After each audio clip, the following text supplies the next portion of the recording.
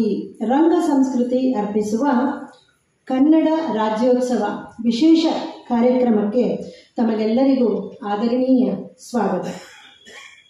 ಇಂದಿನ ಈ ಒಂದು ಕಾರ್ಯಕ್ರಮಕ್ಕೆ ಕರ್ನಾಟಕ ನಾಟಕ ಅಕಾಡೆಮಿಯ ಅಧ್ಯಕ್ಷರಾಗಿರುವಂತಹ ಶ್ರೀಯುತ ಕೆ.ವಿ. ನಾಗರಾಜ್ ಮೂರ್ತಿಯವರು ಇಂದು ಮುಖ್ಯ ಅತಿಥಿಗಳಾಗಿ ಆಗಮಿಸಿದ್ದಾರೆ. ದಯಮಾಡಿ ಅವರನ್ನು ವೇದಿಕೆಗೆ ಬರಮಾಡಿಕೊಳ್ಳಬೇಕು ಅಂತ ಪ್ರಾರ್ಥನೆ ಮಾಡ್ತಾ ಇದ್ದೇನೆ. ಎಲ್ಲರೂ ಚಪ್ಪಾಳೆಯ ಮೂಲಕ ಅವರನ್ನು ಬರಮಾಡಿಕೊಳ್ಳೋಣ. ಹಾಗೆಯೇ ವಿಜಯವಾಣಿ ಪತ್ರಿಕೆಯ ಹಿರಿಯ ವರದಿಗಾರರಾದಂತಹ ಶ್ರೀಯುತ ಪ್ರಶಾಂತ್ ರಿಪ್ಪನ್ಪೇಟೆ ಅವರು ಸಹ ಆಗಮಿಸಿದ್ದಾರೆ. ಅವರು ಸಹ ವೇದಿಕೆಗೆ ಬರಬೇಕು ಅಂತ ಪ್ರಾರ್ಥನೆ ಮಾಡಿಕೊಳ್ತಾ ಇದ್ದೇನೆ. ನಮ್ಮ ತಂಡದ ಅಧ್ಯಕ್ಷರು ಮತ್ತು ನಾಟಕಕಾರರು ಆದಂತಹ ಶ್ರೀ ಲೋಕನಾಥ್ ದೀಕ್ಷಿತ್ ಅವರು ವೇದಿಕೆಗೆ ಬಂದು ಆಸೀನರಾಗಬೇಕು. ಪ್ರಾರ್ಥನೆ ಶ್ರೀಮತಿ ಲೀಲಾ ಅವರಿಂದ. ಜಯ ದೇವ ಶ್ರೀ ಗಣಪತಿರಾಯ ವೈಕಾರಕ ಭಯಹಾರಕ ಓಂಕಾರಕಾಯ ಜಯ ದೇವ ಶ್ರೀ ಗಣಪತಿರಾಯ.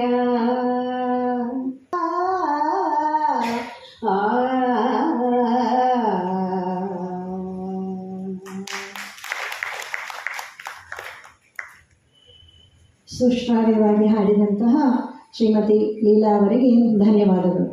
ವೇದಿಕೆಯ ಮೇಲಿರುವ ಗಣ್ಯರನ್ನು ಸ್ವಾಗತಿಸಲು ಬರುತ್ತಿದ್ದಾರೆ ಶ್ರೀ ಲೋಕೇಶ್ ಅವರು.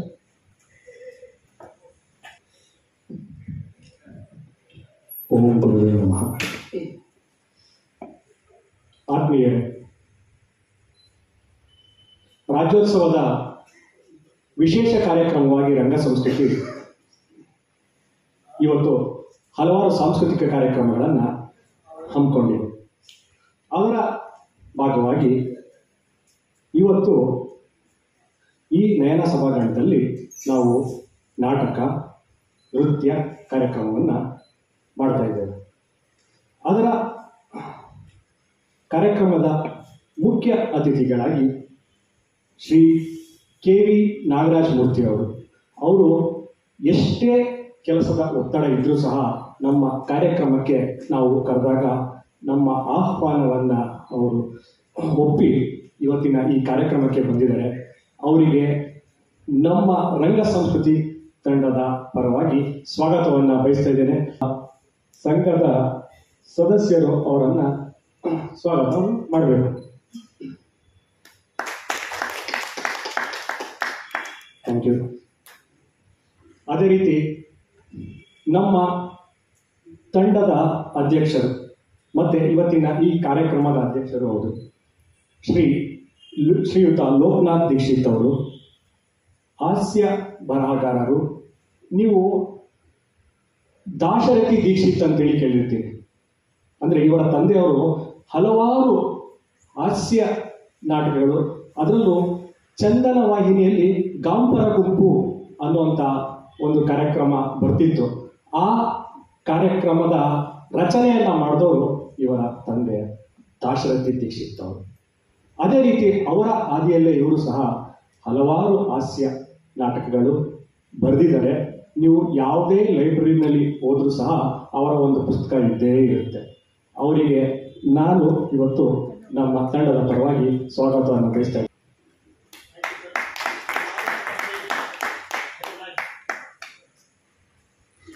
ರಂಗ ಸಂಸ್ಕೃತಿಯ ಬೆನ್ನೆಲುಬು ಅಂದರೆ ತಪ್ಪಾಗೋದಿಲ್ಲ ಇವರು. ನಮ್ಮ ರಂಗ ಸಂಸ್ಕೃತಿ ಸ್ಥಾಪನೆ ಆದಾಗಲಿಂದ ಸಹ ನಾವು ಯಾವುದೇ ಕಾರ್ಯಕ್ರಮ ಮಾಡಲಿ ಅಥವಾ ನಾವು ಏನೇ ಒಂದು ಪ್ಲ್ಯಾನ್ ಮಾಡಿದ್ರು ಇವರ ಸಲಹೆ ಸಹಕಾರ ಇಲ್ಲದೆ ನಾವು ಯಾವತ್ತೂ ಇವತ್ತಿನ ತನಕ ಕಾರ್ಯಕ್ರಮ ಮಾಡಿದ್ದೇ ಇಲ್ಲ. ನಮ್ಮ ರಂಗ ಸಂಸ್ಕೃತಿಯ ಸದಸ್ಯರು, ಕಾರ್ಯಕಾರಿ ಸಮಿತಿಯ ಸದಸ್ಯರು ಹೌದು ಶ್ರೀಯುತ ಪ್ರಶಾಂತ್ ರಿಪ್ಪನ್ಪೇಟೆ ಅವರು, ವಿಜಯವಾಣಿಯ ಹಿರಿಯ ವರದಿಗಾರರು. ಇವರಿಗೆ ನಾನು ನಮ್ಮ ತಂಡದ ಪರವಾಗಿ ಅವರನ್ನು ಸ್ವಾಗತ.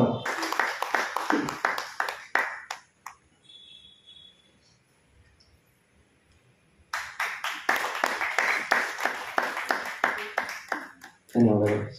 ಅದೇ ರೀತಿ ಇವತ್ತಿನ ಕಾರ್ಯಕ್ರಮಕ್ಕೆ ಆಗಮಿಸಿರುವಂತಹ ಎಲ್ಲ ಸ್ನೇಹಿತರು, ಮಾಧ್ಯಮ ಮಿತ್ರರು, ನಮ್ಮ ಆತ್ಮೀಯರು ಆದಂಥ ಸುಗುಣ ಅವರು ಬಂದಿದ್ದಾರೆ, ವಂಜಾಕ್ಷಿ ಅವರು ಬಂದಿದ್ದಾರೆ, ನಾಗೇಂದ್ರಪ್ಪ ಅವರು ಬಂದಿದ್ದಾರೆ, ನಮ್ಮ ರಕ್ಷಾ ಅವರ ಅಮ್ಮ ತಾಯಿಯವರು ಬಂದಿದ್ದಾರೆ, ಅದೇ ರೀತಿ ಕವಿತಾ ಅವರು ಇದ್ದಾರೆ. ಎಲ್ರಿಗೂ ಸಹ ನಾನು ಇವತ್ತಿನ ಕಾರ್ಯಕ್ರಮಕ್ಕೆ ಸ್ವಾಗತವನ್ನು ಬಯಸ್ತೇನೆ. ಎಲ್ರಿಗೂ ಸ್ವಾಗತ. Thank you. ಅಚ್ಚುಕಟ್ಟಾಗಿ ಬಂದಿರತಕ್ಕಂತಹ ಎಲ್ಲರಿಗೂ ಸ್ವಾಗತವನ್ನು ಕೋರಿದಂತಹ ಶ್ರೀಯುತ ಲೋಕೇಶ್ ಅವರಿಗೆ ಹೃತ್ಪೂರ್ವಕ ನಮನಗಳು. ಜ್ಯೋತಿ ಜ್ಞಾನದ ಸಂಕೇತ. ಈ ಜ್ಞಾನ ಎಲ್ಲೆಡೆ ಪಸರಿಸುವಂತಾಗಲಿ ಎಂದು ಶುಭ ಹಾರೈಕೆಯೊಂದಿಗೆ ಜ್ಯೋತಿ ಬೆಳಗಲು ಆಗಮಿಸಬೇಕಾಗಿ ವೇದಿಕೆಯಲ್ಲಿರುವ ಗಣ್ಯರನ್ನು ನಾನು ವಿನಮ್ರವಾಗಿ ವಿನಂತಿಸಿಕೊಳ್ಳುತ್ತಿದ್ದೇನೆ.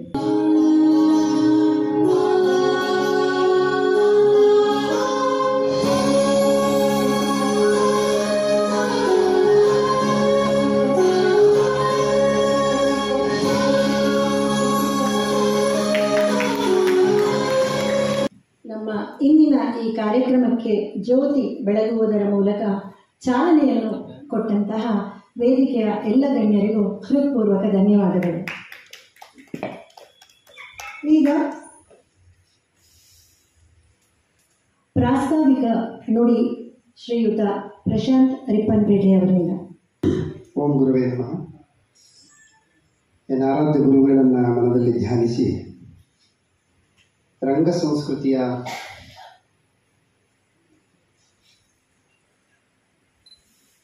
ತಂಡ ಹಮ್ಮಿಕೊಂಡಿರುವಂಥ ಕನ್ನಡ ರಾಜ್ಯೋತ್ಸವದ ಅಂಗವಾಗಿ ಹಮ್ಮಿಕೊಂಡಿರುವಂಥ ಈ ವಿಶೇಷ ಕಾರ್ಯಕ್ರಮಕ್ಕೆ ತಮ್ಮ ಅಮೃತ ಹಸ್ತದಿಂದ ಜ್ಯೋತಿ ಬೆಳಗಿಸಿ ಕಾರ್ಯಕ್ರಮವನ್ನು ಉದ್ಘಾಟಿಸಿದಂಥ ಇಂದಿನ ಕಾರ್ಯಕ್ರಮದ ಮುಖ್ಯ ಅತಿಥಿಗಳು ಆಗಿರುವಂತಹ ಕರ್ನಾಟಕ ರಾಜ್ಯ ನಾಟಕ ಅಕಾಡೆಮಿಯ ಅಧ್ಯಕ್ಷರು ಆಗಿರುವ ಹಾಗೂ ಶರಣ ಸಾಹಿತ್ಯ ಪರಿಷತ್ತಿನ ಅಧ್ಯಕ್ಷರು ಆಗಿರುವಂತಹ ಜಿಲ್ಲಾ ಘಟಕದ KV ನಾಗರಾಜಮೂರ್ತಿ ಅವರೇ, ರಂಗ ಸಂಸ್ಕೃತಿ ತಂಡದ ಅಧ್ಯಕ್ಷರಾಗಿರುವಂತಹ ಲೋಕನಾಥ್ ದೀಕ್ಷಿತ್ರವರೇ, ಜನರಲ್ ಸೆಕ್ರೆಟರಿಗಳಾಗಿರುವಂತಹ ಲೋಕೇಶ್ ಅವರೇ, ಮತ್ತಿತರ ಎಲ್ಲ ತಂಡದ ಸದಸ್ಯರೇ, ತಂಡದ ಕರೆಗೆ ಹೋಗ್ಬಿಟ್ಟು ಬಂದಿರುವಂಥ ಎಲ್ಲ ರಂಗಾಸಕ್ತ ಬಂಧುಗಳೇ, ಬೆಂಗಳೂರಿನಲ್ಲಿ ಭಾನುವಾರ ಕಾರ್ಯಕ್ರಮ ಮಾಡೋದು ಅಂದರೆ ಅದೊಂದು ರೀತಿಯ ಯಜ್ಞ. ಭಾನುವಾರದ ಹೊತ್ತು ಜನರನ್ನು ಸೇರಿಸಿ ಕಾರ್ಯಕ್ರಮ ಮಾಡೋದು ಅಷ್ಟು ಸುಲಭದ ಮಾತಲ್ಲ. ಜೊತೆಗೆ ಈಗಾಗಲೇ ನಮ್ಮ ಸಹೋದರಿ ಜಯಂತಿಯವರು ಇಲ್ಲಿ ಪ್ರಸ್ತಾಪ ಮಾಡಿದ ಹಾಗೆ ಇಲ್ಲೊಂದು ಮೆರವಣಿಗೆ ಈ ಮಾರ್ಗವಾಗಿ ಹೋಗ್ತಾ ಇರೋದ್ರಿಂದ ವಾಹನ ಸಂಚಾರಕ್ಕೆ ಸ್ವಲ್ಪ ಅಸ್ತವ್ಯಸ್ತ ಆಗಿದೆ. ಇನ್ನು ಬರುವಂಥವರ ಸಂಖ್ಯೆ ಹಾಗಾಗಿ ಕಡಿಮೆ ಆಗಿದೆ. ಒಂದು ವೇಳೆ ಕನ್ನಡ ನಾಡು 69ನೇ ಈ ರಾಜ್ಯೋತ್ಸವದ ಸಂಭ್ರಮದಲ್ಲಿ ಈ ಮಾಸ ಸಂಪೂರ್ಣವಾಗಿ ನಾಡಿನಾದ್ಯಂತ ಕಾರ್ಯಕ್ರಮಗಳು ನಡೀತಾ ಇದ್ದವು. ಆ ನಿಟ್ಟಿನಲ್ಲಿ ರಂಗ ಸಂಸ್ಕೃತಿ ಕೂಡ ರಾಜ್ಯೋತ್ಸವದ ಅಂಗವಾಗಿ ಒಂದು ನಾಟಕ ಪ್ರದರ್ಶನ, ಹಾಗೆ ನೃತ್ಯ, ಸಂಗೀತ, ಕಲೆ ಇತ್ಯಾದಿ ಕಾರ್ಯಕ್ರಮಗಳನ್ನು ಇವತ್ತು ಹಮ್ಮಿಕೊಂಡಿದೆ. ರಂಗ ಸಂಸ್ಕೃತಿ ಹೆಸರೇ ಹೇಳುವ ಹಾಗೆ ಥಿಯೇಟರ್ ಕಲ್ಚರನ್ನು ಬೆಳೆಸಬೇಕು, ಹವ್ಯಾಸಿ ರಂಗಭೂಮಿಯನ್ನು ಉಳಿಸಬೇಕು ಅನ್ನುವಂತಹ ನಿಟ್ಟಿನಲ್ಲಿ ಕಳೆದ 7-8 ವರ್ಷಗಳಿಂದ ನಿರಂತರವಾಗಿ ಚಟುವಟಿಕೆಯನ್ನು ನಡೆಸಿಕೊಂಡು ಬರ್ತಾ ಇದೆ. ಬೆಂಗಳೂರು ಮಹಾನಗರದಲ್ಲಿ ಈ ಥರದ ನೂರಾರು ಸಂಸ್ಥೆಗಳು ಹವ್ಯಾಸಿ ರಂಗಭೂಮಿಯ ಚಟುವಟಿಕೆಯನ್ನು ಉಳಿಸ್ಕೊಂಡು ಹೋಗ್ತಾರೆ, ತಮ್ಮೆಲ್ಲರಿಗೆ ಗೊತ್ತಿದೆ. ಆ ನಿಟ್ಟಿನಲ್ಲಿ ರಂಗ ಸಂಸ್ಕೃತಿ ಕೂಡ ತನ್ನ ಪಾತ್ರವನ್ನು ನಿರ್ವಹಣೆ ಮಾಡ್ತಾ ಇದೆ. ಈಗಾಗಲೇ ನಾಗರಾಜಮೂರ್ತಿಯವರು ನಮ್ಮ ಲೋಕನಾಥ್ ದೀಕ್ಷಿತ್ರವರಿಗೆ ಪರಿಚಯ ಮಾಡ್ಕೊಳ್ಳೋ ಕಾಲಕ್ಕೆ ಅವರ ತಂದೆಯವರ ಹೆಸರನ್ನು ಪ್ರಸ್ತಾಪ ಮಾಡ್ತಾ ಇದ್ರು. ದಾಶರಥಿ ದೀಕ್ಷಿತರು ಅವ್ರ ಹೆಸರು ಹೇಳಿದ ಕೂಡ ಗಾಂಪರ ಗುಂಪು ಹೆಸರು ಹೇಳೋದೇ ಬೇಡ, ಅದಕ್ಕೆ ವಿಶೇಷವಾಗಿ ನಮ್ಮೆಲ್ಲರ ಸ್ಮೃತಿ ಪಟಲದಲ್ಲಿ ಬರ್ತಾ ಇದೆ, ನೆನಪಿಗೆ ಬರ್ತಾ ಇದೆ. ಅಂತಹ ಗಾಂಪರ ಗುಂಪು ನಾಟಕದ ಸರಿಸುಮಾರು 100 ಪ್ರದರ್ಶನಗಳನ್ನು ಸ್ವತಃ ನಾಗರಾಜಮೂರ್ತಿಯವರೇ ಮಾಡಿದ್ದಾರೆ. 100 ಪ್ರದರ್ಶನಗಳನ್ನು ಮಾಡಿದ್ದೀವಿ ನಾವು. ಯಾರ ಜೊತೆಗೆ ಅಂತಂದರೆ ಈ ನಾಡು ಕಂಡಂಥ ಸಜ್ಜನ ರಾಜಕಾರಣಿ, ಸಂಸದೀಯ ಪಟು ಅಂತೇಳಿ ಗುರುತಿಸ್ಕೊಂಡಿರುವಂತಹ YSV ದತ್ತ ಅವರ ಜೊತೆ. ದತ್ತ ಅವ್ರನ್ನ ಮೇಷ್ಟ್ರು ಅಂತೇಳಿ ಕರೀತಾರೆ. ಅಂಥದ್ದೊಂದು ವರ್ಗ ಇದೆ. ಆ ಮೇಷ್ಟ್ರು ಮಾಡಿದಂತಹ ಇದನ್ನು ನೆನಪು ಮಾಡಿಕೊಡ್ತಾ ಇದೆ. ಹಾಗೆ ದಾಶರಥಿ ದೀಕ್ಷಿತ್ರ ಆ ಹಾಸ್ಯದ ಬರಹ ಅಥವಾ ಹಾಸ್ಯದ ನಾಟಕ, ಆ ನಾಟಕದ ಪರಂಪರೆಯನ್ನು ನಮ್ಮ ಈ ತಲೆಮಾರಿಗೆ ಮುಂದುವರ್ಸ್ಕೊಂಡು ಹೋಗ್ತಾ ಇರೋದು ನಮ್ಮ ಲೋಕನಾಥ್ ದೀಕ್ಷಿತರು. ಅವರೇ ಈ ತಂಡದ ಅಧ್ಯಕ್ಷರಾಗಿ ಇವತ್ತು ನಮಗೆ ನಾಟಕಗಳನ್ನು ಬರೆದು ಕೊಡ್ತಾರೆ.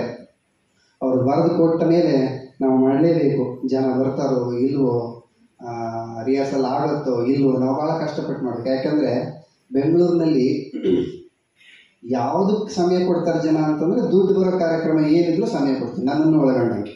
ಪುಕ್ಷತೆ ಅಂದರೆ ಯಾರಿಗೂ ಸಮಯ ಇಲ್ಲ, ದುಡ್ಡು ಬರುತ್ತೆ ಅಂದರೆ ಎಲ್ಲದಕ್ಕೂ ಸಮಯ ಐತಿ. ಈ ಮಾತನ್ನು ಎಲ್ಲರೂ ಒಪ್ತೀರಿ ಅಂತ ಭಾವಿಸ್ತೀನಿ. ಯಾಕೆ ಈ ಮಾತನ್ನು ಪರ್ಪಸ್ಫುಲ್ಲಾಗಿ ಹೇಳ್ತಾ ಇದ್ದೀನಿ ಅಂತಂದರೆ, ಹವ್ಯಾಸಿ ರಂಗಭೂಮಿ ಒಳಗಡೆ ಇಲ್ಲಿ ಯಾರು ಕೂಡ ಯಾವುದೇ ಆದಾಯವನ್ನು ನಿರೀಕ್ಷೆ ಮಾಡಿ ಸಮಯ ಕೊಡೋದಲ್ಲ. ನಿಮಗೆಲ್ಲರಿಗೂ ಇವತ್ತು ಭಾನುವಾರ ದಿನ 5ರಿಂದ ಒಂದು 7 ಗಂಟೆವರೆಗೆ 2 ಗಂಟೆ ಸಮಯಕ್ಕೆ ನಿಮ್ಮ ನೂರಾರು ಕಮಿಟ್ಮೆಂಟ್ಗಳನ್ನು ಅಡ್ಡ ಹಾಕ್ತೀರಿ, ಅದು ಬರದೇ ಇರೋದಕ್ಕೆ. ಆದರೆ ಒಂದು ನಾಟಕ ಪ್ರದರ್ಶನ ಆಗಬೇಕಂತಂದರೆ ಆ ನಾಟಕದ ರಿಹರ್ಸಲ್ ತಿಂಗಳಾನುಗಟ್ಟಲೆ ಆಗಿದೆ. ಪ್ರತಿದಿನ 1 ತಾಸು 2 ತಾಸು ಸಮಯವನ್ನು ಕೊಡೋದಿದೆಯಲ್ಲ, ಪುಕ್ಷಟೆ. ಇದನ್ನು ಒತ್ತೊತ್ತು ಹೇಳ್ತಾ ಇದ್ದೀನಿ. ಯಾಕಾಗಿ ಅಂತಂದರೆ ಇಲ್ಲಿ ಯಾರು ಕೂಡ ಯಾವುದೇ ಆದಾಯದ ನಿರೀಕ್ಷೆ ಮಾಡ್ಕೊಂಡು ಬರಲ್ಲ. ತಮಗಿರುವಂಥ ಒಂದು ಸದಭಿರುಚಿಯ ಹವ್ಯಾಸವನ್ನು ಇಟ್ಕೊಳ್ಳೋದ್ರಿಂದ, ರೂಢಿಸ್ಕೊಳ್ಳೋದ್ರಿಂದ, ಬೆಳೆಸೋದ್ರಿಂದ ಆ ಮೂಲಕ ಕನ್ನಡ ಸಂಸ್ಕೃತಿಯನ್ನು ಬೆಳೆಸೋದಕ್ಕೆ, ಉಳಿಸೋದಕ್ಕೆ ತಮ್ಮದೇ ಆದಂಥ ಒಂದು ಕಿರು ಕಾಣಿಕೆಯನ್ನು ಕೊಟ್ಕೊಳ್ತಾ ಬರ್ತಾ ಇದೆ. ಇದರಲ್ಲಿ ನಾವು ಹೇಳ್ತಾ ಇರತಕ್ಕಂಥದ್ದು ಹಾಸ್ಯದ ಧಾಟಿ ಇದ್ರೂ ಕೂಡ ಅದರಲ್ಲೊಂದು ಕೊರಗಿದೆ, ಅದರಲ್ಲೊಂದು ನೋವಿದೆ, ಅದರಲ್ಲೊಂದು ಸಂಕಟ ಇದೆ. ನಮಗೆಲ್ಲ ನಮ್ಮದೇ ಆದಂಥ ವೈಯಕ್ತಿಕ ಬದುಕಿದೆ, ವೃತ್ತಿ ಇದೆ, ಅದರಲ್ಲಿ ಒಂದಿಷ್ಟು ಏನೋ ಒಂದು ಆದಾಯ ಆಗುತ್ತೆ, ಜೀವನ ಮಾಡ್ತೀವಿ, ಎಲ್ಲದೂ ಕರೆಕ್ಟ್ ಸರಿ. ಹಾಗಂತ ಹೇಳಿ ನಾವು ಅಲ್ಲೆಲ್ಲ ದುಡಿದಿದ್ದನ್ನು ತಂದು ಇಲ್ಲಿ ಹಾಕ್ಲಿಕ್ಕೆ ಆಗೋದಿಲ್ಲ, ಇಲ್ಲ ಆ ಖರ್ಚು ವೆಚ್ಚಗಳನ್ನು ಸರಿದೂಗಿಸ್ಲಿಕ್ಕೆ ಆಗೋದಿಲ್ಲ. ಅದೇ ಬೇರೆ ಭಾಗ, ಇದೇ ಬೇರೆ ಭಾಗ. ಇಷ್ಟಾದರೂ ಕೂಡ ಎಲ್ಲೋ ಯಾರೋ 1-2 ಜನರ ಆರ್ಥಿಕ ಸಹಾಯವನ್ನು ಇಟ್ಕೊಂಡು ನಂಬಿಕೊಂಡು ಒಂದಿಷ್ಟು ಕಾರ್ಯಕ್ರಮ, ಇಷ್ಟೆಲ್ಲ ಕಷ್ಟಪಟ್ಕೊಂಡು ಯಾಕೆ ಮಾಡ್ತೀರಾ? ನಿಮಗೇನಂತದ್ದು, ನಿಮ್ಗೆ ದುಡ್ಡಿಲ್ಲ ಅಂತೀರಾ, ಲಾಭ ಇಲ್ಲ ಅಂತೀರಾ, ಉಚಿತ ಅಂತೀರಾ, ಮತ್ತೆ ಯಾಕೆ ಕಷ್ಟಪಡ್ತೀರಾ? ಅದಕ್ಕೆ ಬದ್ಧತೆ ಅಂತ ಹೇಳ್ತಾರೆ. ನಾಟಕ ಮಾಡಲಿಕ್ಕೆ ಸಿದ್ಧತೆ ಬೇಕು, ಆ ಸಿದ್ಧತೆಯ ಜೊತೆಗೆ ಬದ್ಧತೆ ಬೇಕು. ಸಿದ್ಧತೆ ಅಂದರೆ ರಿಹರ್ಸಲ್, ಬದ್ಧತೆ ಅಂತಂದರೆ ನಮ್ಮ ಸಮಯವನ್ನು ಕೊಡ್ತೀವಲ್ಲ, ಅದೇ ಬಹಳ ದೊಡ್ಡ ಬದ್ಧತೆ. ಈ ಎರಡನ್ನು ಇಟ್ಕೊಂಡು ಇಂಥದ್ದೊಂದು ಕಾರ್ಯಕ್ರಮವನ್ನು ಆಯೋಜನೆ ಮಾಡ್ತಾರೆ. ಸರ್ಕಾರ ಈ ಥರದ ಕನ್ನಡ ಸಂಸ್ಕೃತಿಯನ್ನು ಉಳಿಸೋದಕ್ಕೆ ಅಂತಲೇ ಒಂದಿಷ್ಟು ಯೋಜನೆಗಳನ್ನು, ಹಣವನ್ನು, ಅನುದಾನವನ್ನು ಕೊಡುತ್ತೆ. ಆ್ಯಕ್ಚುಲಿ ಕನ್ನಡ ಸಂಸ್ಕೃತಿ ಇಲಾಖೆ ಅಂತ ಹೇಳಿದಾಗ ಇಲಾಖೆಯ ಅಡಿಯಲ್ಲಿ ಒಂದು 10 ಬೇರೆ ಬೇರೆ ಆದಂಥ ದೊಡ್ಡ ದೊಡ್ಡ ಕಲೆಗಳು ಬರ್ತಾವೆ, 10. ಆದರೆ ನಾಟಕ ಅಂತ ಹೇಳಿ ಹೋದಾಗ ನಾಟಕಕ್ಕೆ ನೇರ ತವರು ಮನೆ ಅಂತಂದರೆ ಅದು ಕರ್ನಾಟಕ ನಾಟಕ ಅಕಾಡೆಮಿ. ಆ ನಾಟಕ ಅಕಾಡೆಮಿ ಮಾತ್ರ ನಾಟಕಕ್ಕೆ ಅಂತಲೇ ಇರುವಂಥ ಒಂದು ಸಂಸ್ಥೆ. ಆ ಸಂಸ್ಥೆಯು ಕೂಡ ಈ ಥರದ ಸಾಕಷ್ಟು ತಂಡಗಳಿಗೆ, ಸಂಸ್ಥೆಗಳಿಗೆ ಆರ್ಥಿಕವಾದಂಥ ಸಹಾಯವನ್ನು ಕೊಡೋದು, ಆ ನಿಟ್ಟಿನಲ್ಲಿ ತಂಡಗಳನ್ನು ಪ್ರೋತ್ಸಾಹಿಸೋದು. ಅದಕ್ಕೆ ಅದರದೇ ಆದಂಥ ಒಂದಿಷ್ಟು ಮಾನದಂಡಗಳಿದ್ದಾವೆ. ಆ ಮಾನದಂಡಗಳನ್ನು ಅನುಸರಿಸಿ ಸಹಾಯ ಸಹಕಾರವನ್ನು ಕೊಡುತ್ತೆ. ಆದರೆ ಒಂದು ಈ ಸಭೆಯ ಮೂಲಕ ಗಮನಕ್ಕೆ ತರೋದು ಅಕಾಡೆಮಿ ಅಧ್ಯಕ್ಷರಿಗೆ ಅಂತಂದರೆ, 8 ವರ್ಷ ಆಗಿದೆ, ಇಲ್ಲಿವರೆಗೆ 1 ರೂಪಾಯಿನೂ ನಾವು ಅಕಾಡೆಮಿಯಿಂದಾಗಲಿ ಸರ್ಕಾರದಿಂದಾಗಲಿ ಯಾವುದೇ ಅನುದಾನವನ್ನು ಇಲ್ಲಿವರೆಗೆ ಪಡೆದಿಲ್ಲ, ಅಕಾಡೆಮಿಯಿಂದ ಅಥವಾ ಇದರಿಂದ.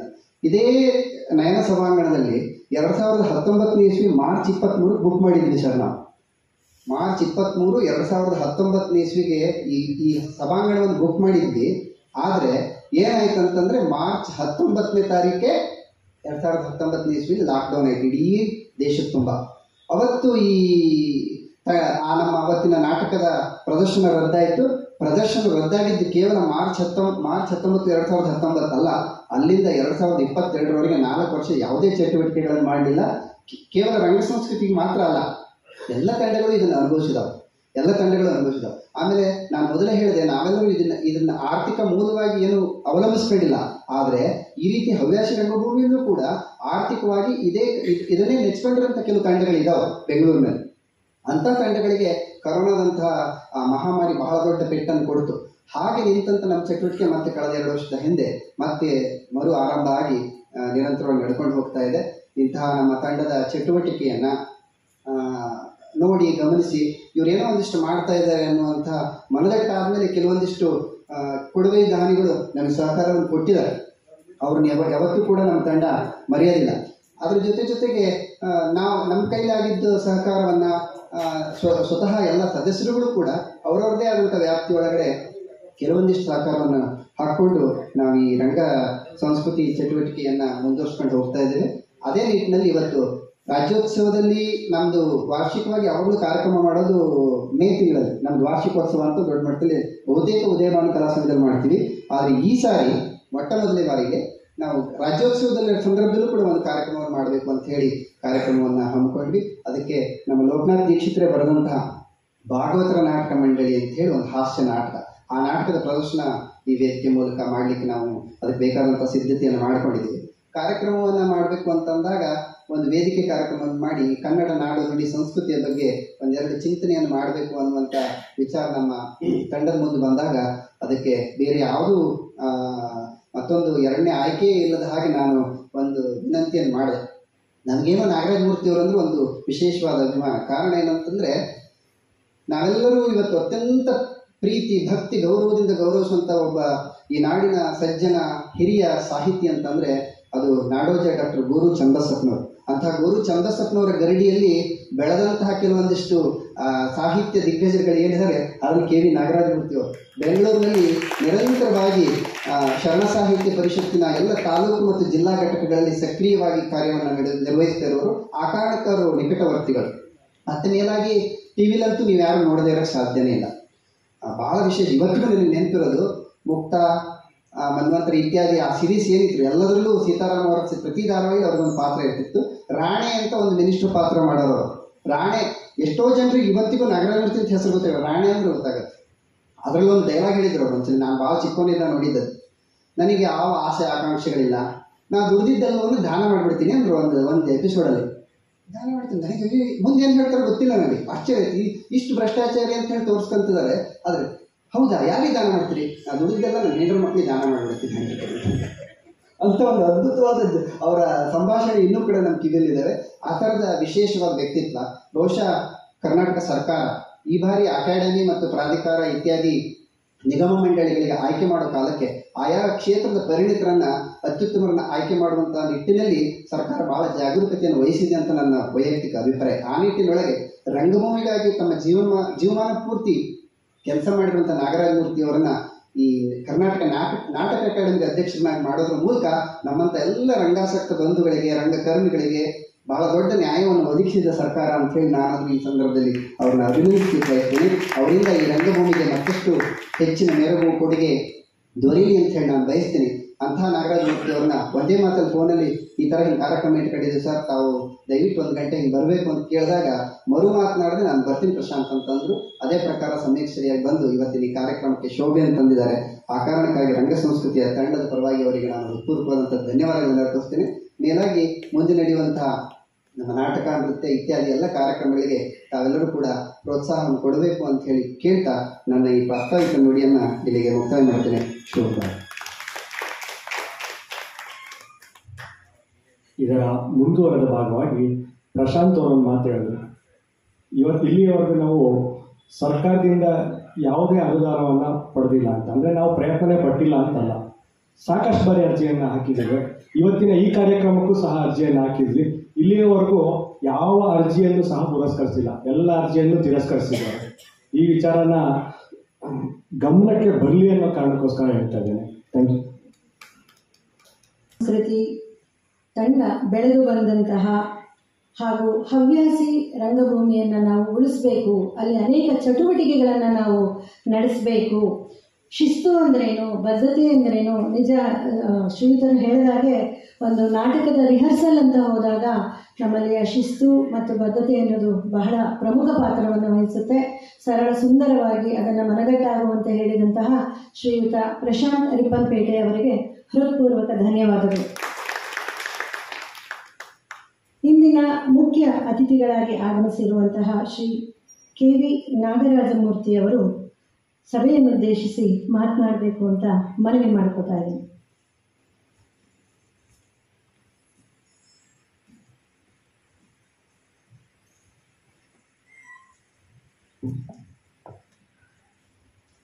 ಇಂದಿನ ಸಮಾರಂಭದ ಅಧ್ಯಕ್ಷತೆಯನ್ನು ವಹಿಸಿರ್ತಕ್ಕಂಥ ಸನ್ಮಾನ್ಯ ಲೋಕನಾಥ್ ದೀಕ್ಷಿತ್ ಅವರೇ, ಹಾಗೆಯೇ ವಿಜಯವಾಣಿ ಪತ್ರಿಕೆಯ ಹಿರಿಯ ವರದಿಗಾರರು, ಶರಣ ಚಿಂತಕರು, ಕನ್ನಡ ಪರ ಚಿಂತಕರು, ಅಂಕಣಕಾರರು ಮತ್ತು ಅನೇಕ ಸಾಮಾಜಿಕ ಚಟುವಟಿಕೆಗಳಲ್ಲಿ ಸದಾ ಕ್ರಿಯಾಶೀಲರಾಗಿರ್ತಕ್ಕಂಥ ಪ್ರಶಾಂತ್ ರಿಪ್ಪನ್ಪೇಟೆಯವರೇ ಮತ್ತು ಇಲ್ಲಿ ನೆರೆದಿರ್ತಕ್ಕಂಥ ಎಲ್ಲ ಆತ್ಮೀಯ ಬಂಧುಗಳೇ, ಇವತ್ತು ನನಗೆ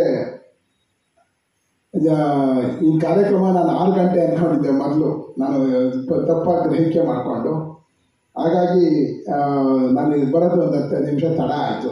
ಯಾಕೆ ಅಂದರೆ ಬರುವಾಗ ಪ್ರಶಾಂತ್ ಫೋನ್ ಮಾಡಿದಾಗ ಇನ್ನು 10 ನಿಮಿಷ ಆಯಿತು. ನಾನು ಹತ್ರದಲ್ಲೇ ಇದನ್ನೆಲ್ಲ ತಲುಪಿಡ್ಬೋದು ಅಂದ್ಕೊಂಡ್ರೆ 10 ನಿಮಿಷಕ್ಕೆ ಬರೋ ಜಾಗದಲ್ಲಿ ಸುಮಾರು ಒಂದು 30 ನಿಮಿಷ ಆಗೋಯ್ತು ಅದು. ಯಾಕಂದರೆ ಇದು ದೊಡ್ಡ ಮೆರವಣಿಗೆ ಕಲಾಕ್ಷೇತ್ರದಲ್ಲಿ ನಡೆದ ಯಾವುದೋ ದೊಡ್ಡ ಉತ್ಸವದ ಇದು ನಡೀತಾ ಇತ್ತು. ಹಾಗಾಗಿ ಕ್ಷಮೆ ಕೊಡ್ತಾ ಆದಮೇಲೆ ಲೋಕನಾಥ್ ದೀಕ್ಷಿತ್ ಅವರ ತಂದೆಯವರ ನಾಟಕದಲ್ಲಿ ನಾನು ಪಾತ್ರ ಮಾಡಿದ ವಿಚಾರವನ್ನು ಪ್ರಶಾಂತ್ ರಿಪ್ಪನ್ಪೇಟೆ ಅವರು ಹೇಳಿದ್ದಾರೆ. ನಿಜವಾಗ್ಲೂ ನನಗೆ ಭಾಳ ಸಂತೋಷ ಆಗಿದೆ. ಏನಂದರೆ ಅವರ ಮಗ ಲೋಕನಾಥ್ ದೀಕ್ಷಿತ್ ಅವ್ರನ್ನ ಮೊಟ್ಟ ಮೊದಲ ಬಾರಿಗೆ ಇಲ್ಲಿ ಭೇಟಿ ಮಾಡಿದ್ದು. ನಾನು ನೋಡಿರ್ಬೋದು ಮೊದಲೆಲ್ಲರನ್ನು, ಆದರೆ ವೈಯಕ್ತಿಕವಾಗಿ ಭೇಟಿ ಮಾಡಿದ್ದಿದೆ ಮೊದಲು.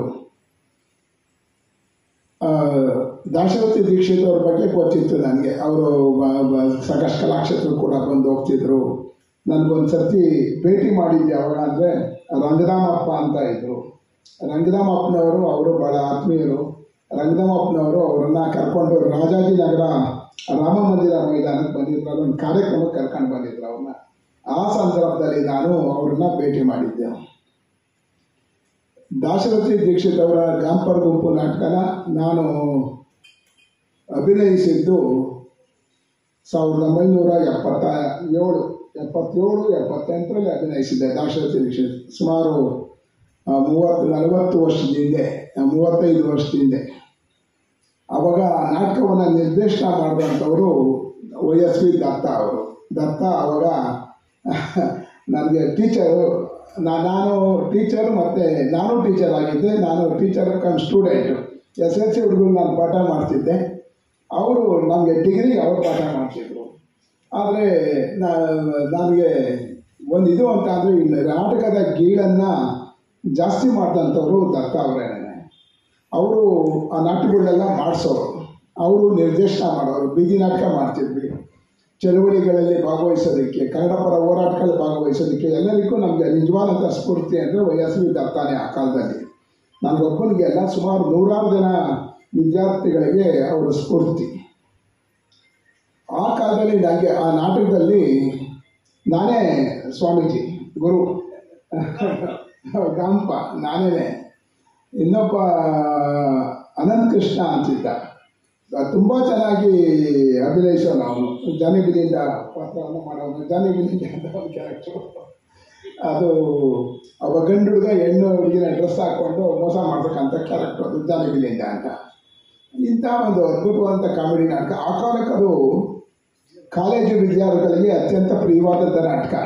ಯಾಕೆ ಅಂದರೆ ಪ್ರತಿಯೊಂದು ಸಂಭಾಷಣೆ ಕೂಡ ಅತ್ಯಂತ ತಮಾಷೆಯಾಗಿ, ಆಮೇಲೆ ಯಾರು ತಮಾಷೆಯಾಗಿ ಮತ್ತು ಕಾಮಿಡಿ ಪಾತ್ರಗಳನ್ನು ಅಭಿನಯಿಸೋಕ್ಕೆ ಚೆನ್ನಾಗಿ ಬರುತ್ತೋ ಅಂಥವ್ರಿಗಂತೂ ಆ ನಾಟಕ ಏಳು ಮಾಡಿಸ್ತಾ ಇತ್ತು. ಅಂತಹ ನಾಟಕವನ್ನು ದಾಶರಥಿ ದೀಕ್ಷಿತ್ ಅವರು ಕೊಟ್ಟಿದ್ದಾರೆ. ಅದ್ರ ಜೊತೆಗೆ ಬೇಕಾದಷ್ಟು ನಾಟಕಗಳು ಕೊಟ್ಟಿದ್ದಾರೆ. ಅವರು ನಡೆದ ಹಾದಿನಲ್ಲೇ ಇವತ್ತು ಸನ್ಮಾನ್ಯ ಲೋಕನಾಥ್ ದೀಕ್ಷಿತ್ ಅವರು ಕೂಡ ಆ ಹಾಸ್ಯಮಯ ನಾಟಕಗಳನ್ನು ಬರೆದು ನಾಟಕಗಳನ್ನ ಅವರೇ ನಿರ್ದೇಶನ, ಯಾಕಂದರೆ ಅವ್ರ ತಂದೆನೂ ಅದು ಮಾಡ್ತಿದ್ರು, ಅವರು ಕೂಡ ನಿರ್ದೇಶನ ಮಾಡ್ತಿದ್ರು, ಅಭಿನಯಿಸ್ತಾ ಇದ್ರು, ಎಲ್ಲ ಇತ್ತು. ಅದೇ ಹಾದಿನಲ್ಲಿ ಲೋಕನಾಥ್ ದೀಕ್ಷಿತ್ ಅವರು ಮಾಡಿಸಿರ್ತಕ್ಕಂಥದ್ದು ನಿಜವಾಗ್ಲೂ ಕೂಡ ಅತ್ಯಂತ ಸ್ತುತ್ಯವಾದಂಥ ಸಂಗತಿ. ಅವ್ರಿಗೆ ನಾನು ಅಭಿನಂದನೆಗಳನ್ನು ಸಲ್ಲಿಸ್ತಾ ಇದ್ದೀನಿ.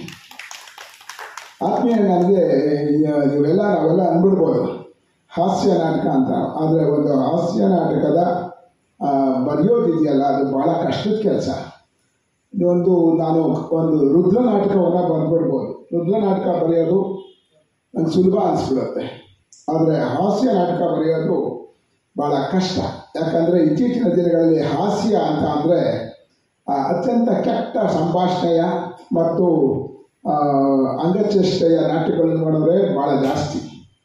ನಿಜವಾಗ್ಲೂ ಕೂಡ ಸದಭಿರುಚಿಯ ಹಾಸ್ಯ ಇದೆಯಲ್ಲ, ಅದು ಭಾಳ ಕಷ್ಟ. ನಾವೀಗ ಅನೇಕ ಸ್ಟ್ಯಾಂಡಪ್ ಕಾಮಿಡಿಯನ್ಗಳು ಮಾಡ್ತಾರೆ, ನೋಡಿದ್ದೀವಿ. ಆ ಸ್ಟ್ಯಾಂಡಪ್ ಕಾಮಿಡಿಯನ್ ಮಾಡೋದ್ರಿಂದ ವಲ್ಗಾರಿಟಿ ಅನ್ನೋದು ತುಳುಕ್ತಾ ಆಗ್ತದೆ. ನಾಟಕಗಳಲ್ಲೂ ಅಷ್ಟೇ ಅನೇಕ ವೃತ್ತಿ ರಂಗಭೂಮಿಯ ನಾಟಕಗಳು, ಒಂದು ಕಾಲದಲ್ಲಿ ವೃತ್ತಿ ರಂಗಭೂಮಿಯ ನಾಟಕಗಳು ಅತ್ಯಂತ ಶ್ರೇಷ್ಠವಾದಂಥ ಹಾಸ್ಯವನ್ನು ಯಾವುದು ನಮಗೆ ಗುಬ್ಬಿ ವೀರಣ್ಣ ಮಾಡ್ತಿರೋದಾಗಿರ್ಬೋದು, ಶಾಂತ ಕವಿಗಳು ಮಾಡ್ತಿದ್ದಾಗಿರ್ಬೋದು, ಬೇರೆ ಬೇರೆಯವರು ನಾವು ನೋಡ್ತಿದ್ದಾಗ ತುಂಬ ಒಳ್ಳೆಯ ನಾಟಕಗಳು ಬರ್ತಿತ್ತು, ಹಾಸ್ಯ ಕೂಡ ಒಳ್ಳೆಯಿರ್ತಿತ್ತು. ಸಾಧಾರಣನಲ್ಲಿ ಬರ್ತಕ್ಕಂಥ ಹಾಸ್ಯ ಪಾತ್ರಗಳು ಗುಬ್ಬಿ ವೀರಣ್ಣವ್ರು ಮಾಡಿರೋ ಆಗಿರ್ಬೋದು, ಅದಾದ ನಂತರ ದಿನಗಳಲ್ಲಿ ನರಸಿಂಹರಾಜು ಅವ್ರು ಮಾಡ್ತಿದ್ದಾಗಿರ್ಬೋದು, ಭಾಳ ಅದ್ಭುತವಾಗಿತ್ತು. ಜಿ ವಿ ಅಯ್ಯರಂತೂ ಅದ್ಭುತವಾಗಿ ಮಾಡೋರು.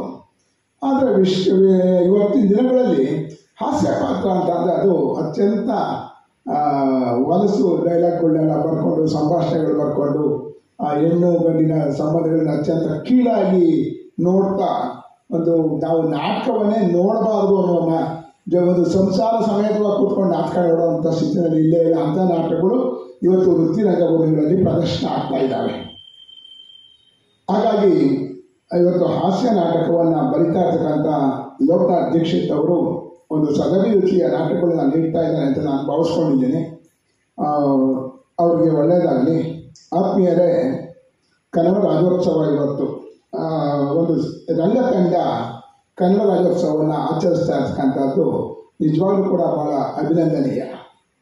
ನನಗೆ ಕನ್ನಡ ರಾಜ್ಯೋತ್ಸವ ಅಂತ ಅಂದರೆ ನಾನು ಮೊದಲಿಂದನೂ ಹೇಳ್ತಾ ಇರ್ತಿದ್ದೀನಿ, ಕೇವಲ ಆರ್ಕೆಸ್ಟ್ರಾ ಮಾಡಿಸ್ಬಿಟ್ಟು ಓಡಾಡ್ಬಿಡೋದು ಅಥವಾ ದೊಡ್ಡ ಬೊಲೆರೋ ಕಾರ್ಗಳಲ್ಲಿ ಕುಕ್ಕೆ ತುಂಬ ಚಿನ್ನದ ಚೈನು, ಗೋಲ್ಡ್ ಚೈನೋ ಏನು ನಮಗೆ ಗೊತ್ತಿರಲ್ಲ, ಚೈನ್ ಹಾಕ್ಕೊಂಡು ಶೋ ಕೊಟ್ಕೊಂಡು ಬೋರ್ಡ್ಗಳಿಗೆ ಬಣ್ಣ ಬಳ್ಕೊಂಡು ನಾವು ಕನ್ನಡದ ಹೋರಾಟಗಾರರು ಅಂತ ಹೋರಾಟ ಮಾಡ್ತಿರ್ತಕ್ಕಂಥ ಅನೇಕ ಜನಗಳನ್ನ ನೋಡ್ತೀನಿ. ಅದೆಲ್ಲ ಕನ್ನಡದ ನಿಜವಾದ ಚಳುವಳಿಗಾರರ ಕೆಲಸ. ಈ ಕನ್ನಡ ಚಳುವಳಿನ ಕಟ್ಟಂಥವ್ರು ಭಾಳ ದೊಡ್ಡವರು, ಭಾಳ ದೊಡ್ಡ ಪುಣ್ಯಾತ್ಮರು.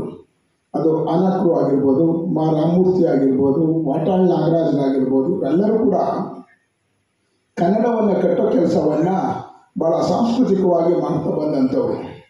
ಕಾದಂಬರಿಕಾರರಾಗಿ ಅನಕೃಷ್ಣರಾವ್ ಆಗಿರ್ಬೋದು, ರಾಮಮೂರ್ತಿಯವರಾಗಿರ್ಬೋದು, ಅನೇಕ ಜನ ತಮ್ಮ ಸಾಹಿತ್ಯದ ಬೆಳವಣಿಗೆಯ ಜೊತೆಗೆ ಕನ್ನಡಿಗರನ್ನು ಅವರ ಹುಮ್ಮಸ್ಸನ್ನು ಮತ್ತಷ್ಟು ಎಚ್ಚರಿಸುವಂಥ ಕೆಲಸವನ್ನು ಮಾಡಿ ಒಂದು ಕನ್ನಡವನ್ನು ಕಟ್ಟುವ ಕೆಲಸವನ್ನು ಮಾಡ್ತಾಯಿದ್ರು.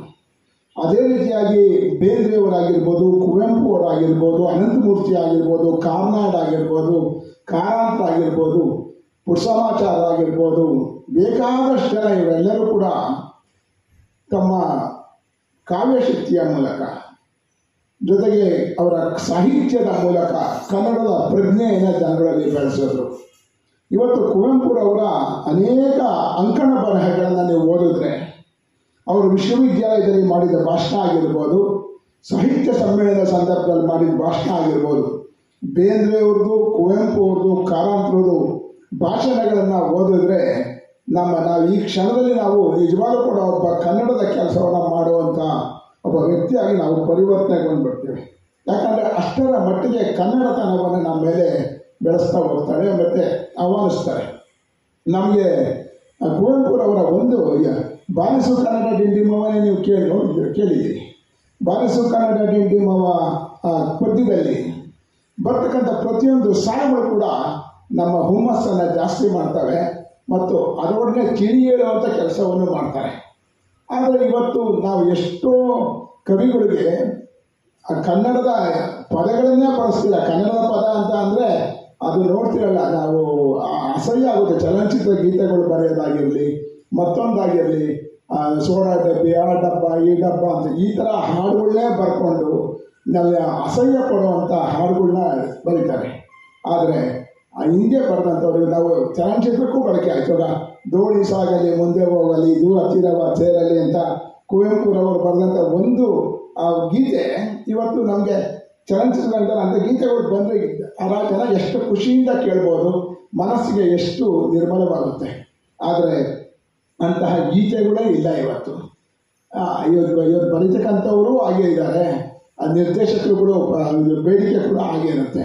ಹಾಗಾಗಿ ಇವತ್ತು ನಾವು ಕನ್ನಡ ಅಂತಕ್ಕಂಥದ್ದು ಒಂದು ಕೇವಲ ಒಂದು ಭಾಷೆಯಾಗಿಲ್ಲ. ಇವತ್ತು ನಮ್ಮಲ್ಲಿ ಏನಾಗಿದೆ, ಜಾತಿ ಧರ್ಮ ಇವೆಲ್ಲ ಹೇಳಿ ನಾವು ನಿಜವಾದ ಕನ್ನಡತನವನ್ನು ಮಾಡ್ತಿದ್ದೀವಿ. ಕನ್ನಡ ಅಂತಕ್ಕಂಥದ್ದು ಒಂದು ಜನಾಂಗ ಆಗಬೇಕು. ಕನ್ನಡ ಭಾಷೆ ಅನ್ನೋಕ್ಕಿಂತ ಮುಂಚೆ ಕನ್ನಡ ಒಂದು ಜನಾಂಗ ಆಗಬೇಕು, ಕನ್ನಡ ಒಂದು ಸಂಸ್ಕೃತಿ ಆಗಬೇಕು. ಹಾಗಾದಾಗ ಮಾತ್ರ ನಾವು ಕನ್ನಡ ಉಳಿಸೋ ಸಾಧ್ಯ. ಹಿಂದೂ ಆಗಿರಲಿ, ಮುಸ್ಲಿಂ ಆಗಿರಲಿ, ಕ್ರೈಸ್ತ ಆಗಿರಲಿ, ಪಾರ್ಸಿ ಆಗಿರಲಿ, ಕುರುಬ ಆಗಿರಲಿ, ಲಿಂಗಾಯತ ಆಗಿರಲಿ, ಒಕ್ಕಲಿಗ ಆಗಿರಲಿ, ಅಥವಾ ಯಾವುದೇ ಜಾತಿಗೆ ಸೇರಿರಲಿ, ಅವರೆಲ್ಲರೂ ಕೂಡ ಒಂದೇ ಒಂದು, ಅವರು ಕನ್ನಡ ಜಾತಿಯವರು, ಕನ್ನಡ ಜನಾಂಗದವರು, ಕನ್ನಡ ಸಂಸ್ಕೃತಿಯವರು ನಾವು ತಿಳ್ಕೊಳ್ಬೇಕು. ಯಾವತ್ತು ನಮಗೆ ಕನ್ನಡ ಅಂತಕ್ಕಂಥದ್ದು ಜಾತಿಯನ್ನು ಮೀರಿ, ಧರ್ಮವನ್ನು ಮೀರಿ ಅದು ನಮ್ಮದಾಗುತ್ತೆ, ಆಗ ಭಾಷೆ ಯಾವ ಕಾರಣಕ್ಕೂ ಕೂಡ ಸಾಯೋದಿಲ್ಲ. ಇವತ್ತು ಇಡೀ ಇಂಡಿಯಾದಲ್ಲಿ 7,600 ಚಿಲ್ಲರೆ ಭಾಷೆಗಳಿದ್ದವು. ಇವತ್ತು 3,000ಕ್ಕೂ ಕೂಡ ಕೆಳಗಡೆ ಇಳಿದಿದ್ದಾವೆ ಅಂತ ಅಂದರೆ ನಾವು ಯೋಚನೆ ಮಾಡಬೇಕು, ಈ ದೇಶದಲ್ಲಿ ಎಷ್ಟು ಭಾಷೆಗಳು ನಾವು ಬಳಸ್ತೀರ ಸತ್ತೋಗ್ತಾ ಇದ್ದಾವೆ ಅಂತ. ಇಲ್ಲಿ ಕೊಡವ ಇತ್ತು, ತುಳು ಇತ್ತು, ಅರೆ ಭಾಷೆ ಇತ್ತು, ಬ್ಯಾರಿ ಇತ್ತು. ಇನ್ನು ಕೊಡವ ಮತ್ತು ತುಳು ಭಾಷೆಗೆ ಒಂದು ಕಾಲದಲ್ಲಿ ಲಿಪಿ ಇತ್ತು. ಆದರೆ ಇವತ್ತು ಲಿಪಿಯನ್ನು ಹುಡುಕಬೇಕಾಗಿದೆ, ಯಾರೂ ಕೂಡ ಸಿಗ್ತಾ ಇಲ್ಲ ಅಂತ ಸ್ಥಿತಿ ನಾವು ಬಂದಿದ್ದೀವಿ. ಲಿಪಿ ಇಲ್ಲ ಅಂದರೆ ಒಂದು ಭಾಷೆಯನ್ನು ಬಳಸ್ತಿರ ಹೋದರೆ ಆ ಭಾಷೆ ಹೇಗೆ ಸಾಹಿತ್ಯ ಅನ್ನೋದಕ್ಕೆ ನಾವೇ ಸಾಕ್ಷಿಯಾಗಿದ್ದೀವಿ. ಒಂದು ಕಾಲದಲ್ಲಿ ಸಂಸ್ಕೃತವನ್ನು ದೇವನಾಗರಿ ಲಿಪಿ ಅಂತ ನಾವು, ದೇವನಾಗರಿ ಲಿಪಿಯನ್ನು ನಾವು ಆ ಕಾಲದಲ್ಲಿ ಕೇವಲ ಒಂದೇ ಒಂದು ವರ್ಗ ತಮ್ಮಲ್ಲಿ ಇಟ್ಕೊಂಡ್ಬಿಟ್ಟು ಪುರೋಹಿತಶಾಹಿ ಆ ಭಾಷೆಯನ್ನು ಬೇರೆಯವರಿಗೆ ಬೆಳೆಯೋದಕ್ಕೆ ಬಿಡದ ಹೋದಂಥ ಸಂದರ್ಭದಲ್ಲಿ ಆ ಭಾಷೆ ನಾಶ ಆಯ್ತಾ ಹೋಯ್ತು. ಇವತ್ತು ನಾವು ಸಂಸ್ಕೃತವನ್ನು ಕಟ್ಟೋದಕ್ಕೆ ಎಲ್ಲರೂ ವಿಶ್ವವಿದ್ಯಾಲಯ ಮಾಡ್ಬೋದು, ಮತ್ತೊಂದು ಮಾಡ್ಬೋದು. ಆದರೆ ಆ ಭಾಷೆಯನ್ನು ಆಡು ಭಾಷೆಯಾಗಿ ಆಗಿನ ಕಾಲದಲ್ಲಿ ಇದ್ದಂಥ ಭಾಷೆಯನ್ನು, ಭಾರತೀಯ ಭಾಷೆಗಳಲ್ಲಿ ಪ್ರಮುಖವಾಗಿದ್ದ ಭಾಷೆ ಸಾಯೋದಕ್ಕೆ ಯಾರು ಕಾರಣ ಅಂತ ಅಂದರೆ ನಾವುಗಳೇ ಕಾರಣರಾಗಿದ್ದೀವಿ. ಹಾಗಾಗಿ ಭಾಷೆಯನ್ನು ಯಾವಾಗ ನಾವು ಬದುಕಕ್ಕೆ ಸಾಧ್ಯ ಅಂತ ಅಂದರೆ ಆ ಭಾಷೆಯನ್ನು ನಾವು ಹೆಚ್ಚು ಹೆಚ್ಚು ಬಳಸೋಕ್ಕೆ ಶುರು ಮಾಡಿದಾಗ ಸಾಧ್ಯ ಆಗುತ್ತೆ. ನೀವು ನೋಡಿ, ಕನ್ನಡಕ್ಕೆ ಒಂದು ವೈವಿಧ್ಯತೆ ಇದೆ. ಕನ್ನಡ ಅಂತಕ್ಕಂಥದ್ದು ಕೇವಲ ಒಂದೇ ಒಂದು ಭಾಗದ ಭಾಷೆ ಅಲ್ಲ. ಈಗ ನಾವು ಓದ್ತಕ್ಕಂಥ ಭಾಷೆ, ಅಕ್ಷರದ ಭಾಷೆ ಒಂದಾದರೆ, ನೀವು ಇದು ಮಂಗಳೂರಿಗೆ ಹೋದರೆ, ಅಂದರೆ ದಕ್ಷಿಣ ಕನ್ನಡಕ್ಕೆ ಹೋದರೆ, ದಕ್ಷಿಣ ಕನ್ನಡದಲ್ಲಿ ಸುಮಾರು 6-7 ಥರ ಕನ್ನಡ ಇದ್ದಾವೆ. 6-7 ಥರ ಕನ್ನಡ ದಕ್ಷಿಣ ಕನ್ನಡದಲ್ಲಿದ್ದಾವೆ. ಧಾರವಾಡಕ್ಕೆ ಹೋದರೆ ಧಾರವಾಡದಲ್ಲಿ 2 ಥರ ಕನ್ನಡ ಸಿಕ್ಕುತ್ತೆ. ಹುಬ್ಳಿಗೆ ಹೋದರೆ ಅಲ್ಲೇ ಒಂಥರ ಕನ್ನಡ ಆಗುತ್ತೆ. ಬಿಜಾಪುರದ ಕಡೆ ಹೋದರೆ ಸಿಗುವಂಥ ಕನ್ನಡನೇ ಭಾಳ ಇನ್ನೊಂಥರ ವಿಶಿಷ್ಟವಾದ ಕನ್ನಡ ಇದೆ. ನಿಮ್ಮ ಮಂಡ್ಯದಲ್ಲಿ ಇರೋ ಕನ್ನಡಕ್ಕೂ ಹಾಸನದಲ್ಲಿರೋ ಕನ್ನಡಕ್ಕೂ ಭಾಳಷ್ಟು ವಿಚಿತ್ರವಾಗಿರ್ತವೆ. ಹಾಗೆಯೇ ಬೆಂಗಳೂರಿನಲ್ಲಿರೋ ಕನ್ನಡ ಅಂತೂ, ಇದು ಬೆಂಗಳೂರಲ್ಲಿ ಕನ್ನಡ ಅಂತ ಅಂದರೆ ಅದು ಬಹುಶಃ ನಾವೇ ಕನ್ನಡ ಪದಗಳನ್ನ ಹುಡುಕಿಕೊಂಡು ನಾವು ಈ ಕನ್ನಡ ಅಂತ ಹೇಳಬೇಕಾಗಿದೆ. ಅಂಥ ಸ್ಥಿತಿ ಕೆಲವು ಭಾಗಗಳಲ್ಲಿದೆ. 50 ಬೇರೆ ಬೇರೆ ಭಾಷೆಯ ಮಧ್ಯದಲ್ಲಿ ಒಂದು ಕನ್ನಡ ಪದ ಇರುತ್ತೆ. ಅಂತಹ ಸ್ಥಿತಿ ಕನ್ನಡದಲ್ಲಿ ಇದೆ. ಹಾಗಾಗಿ ಕನ್ನಡ ಅಂತಕ್ಕಂಥದ್ದು ನಾವು ಹೆಚ್ಚು ಹೆಚ್ಚು ಬಳಸಿದಾಗ ನಾವು ಏನಂದರೆ ಕೀಳಿರಿವೆ. ಕನ್ನಡ ಭಾಷೆನ ಬಳಸ್ಬಿಟ್ರೆ ನಮಗೆ ಎಲ್ಲರೂ ಕೂಡ ನಾವು ಇಂಗ್ಲೀಷ್ನಲ್ಲಿ ಮಾತಾಡಬೇಕು, ನನ್ನ ಮಕ್ಕಳನ್ನ ಆಂಗ್ಲ ಭಾಷೆ ಮಾಧ್ಯಮಕ್ಕೆ ಸೇರಿಸ್ಬೇಕು, ಇಂಗ್ಲೀಷ್ನಲ್ಲೇ ಓದಿಸ್ಬೇಕು, ಇದೆಲ್ಲ ಸರಿ. ಆದರೆ ನಾವು ಕನಿಷ್ಠ ಮನೆಗಳಲ್ಲಿ, ವ್ಯವಹಾರದಲ್ಲಿ ನಾವು ಕನ್ನಡವನ್ನು ಭಾಳಷ್ಟು ಬಳಸ್ತಿರೋ ಹೋದರೆ ಕನ್ನಡಕ್ಕೆ ಒಂದಲ್ಲ ಒಂದು ಸಕೂತ್ ಬರುತ್ತೆ. ಆದರೆ ಕನ್ನಡ ಯಾಕೆ ನಾವು ಸಾಯೋದಿಲ್ಲ ಅಂದರೆ ಅದಕ್ಕೆ ಒಂದು 2,000 ವರ್ಷದ ಇತಿಹಾಸ ಇದೆ. ಕನ್ನಡಕ್ಕೆ ಇರ್ತಕ್ಕಂಥ ಇತಿಹಾಸ ಪಂಪನೆ ಬರೆದ ಹಾಗೆ ಕಾವೇರಿಯಿಂದ ಗೋದಾವರಿವರೆಗೂ ಅಂತ ಅಂದ್ಬಿಟ್ಟು, ಅಂದರೆ ಮಹಾರಾಷ್ಟ್ರದ ಆಚೆವರೆಗೂ ಕೂಡ ಕನ್ನಡ ಇದ್ದಂಥ ಇದು ಜಾಗಗಳು ನಮ್ಮವು. ಅದು ಅಲ್ಲಿಂದ ಇವರು ಕೂಡ ಇವಾಗ ಪಂಪನಿಂದ ಇವತ್ತಿನ ಕವಿಗಳವರೆಗೂ ಕೂಡ ನಾವೆಲ್ಲ ಗಮನಿಸ್ಬೋದು. ಕನ್ನಡಕ್ಕೆ ಬಂದಿರ್ತಕ್ಕಂಥ ಕವಿಗಳು, ನಾಟಕಕಾರರು, ಕಾದಂಬರಿಕಾರರು, ಅಂಕಣಕಾರರು, ಪತ್ರಕರ್ತರು ಎಷ್ಟಿದ್ದಾರೆ ಅಂತಂದರೆ ಇಡೀ ಭಾರತದಲ್ಲಿ ಎಲ್ಲೂ ಕೂಡ ನಮ್ಮಷ್ಟು ಸಾಹಿತ್ಯ ಕ್ಷೇತ್ರದ ಪ್ರತಿಭಾನ್ವಿತರು ಕರ್ನಾಟಕದಲ್ಲಿ ಕನ್ನಡದಲ್ಲಿರುವಷ್ಟು ಯಾವ ಭಾಷೆಗಳೂ ಇಲ್ಲ ಅನ್ನೋದು ನಮಗೆ ನಿಜವಾಗ್ಲೂ ಕೂಡ ಯೋಚನೆ ಆಗಿದೆ. ಅತಿ ಹೆಚ್ಚು ಜ್ಞಾನಪೀಠ ಪ್ರಶಸ್ತಿಗಳನ್ನು ಗಳಿಸಿದಂಥ ಭಾಷೆ ಕನ್ನಡದವರು.